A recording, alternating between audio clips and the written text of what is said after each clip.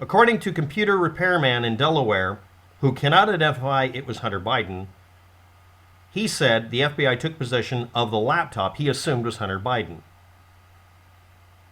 The judge dismissed the laptop repairman's defamation lawsuit against Twitter for labeling him a hacker. By the way, that's not a pejorative, that's just a type of business type. Some computer technicians are or not. Someone asked me, you're not suspicious of the government trying to force everyone to take a vaccine? No, because they're not trying to make anybody take a vaccine. You're obsessed and paranoid. And you're claiming a virus isn't that damaging when it is. It has a 98% success rate or survival rate, which means it has a 2% death rate. And do you feel any different now that we know that the FBI has a laptop from Hunter Biden for a year? And my response is that the claim is made by somebody who refused to back it up in the beginning, and I don't wish to hear his excuses now. It was an October surprise. He's done his damage to America, and I don't want to hear about him anymore.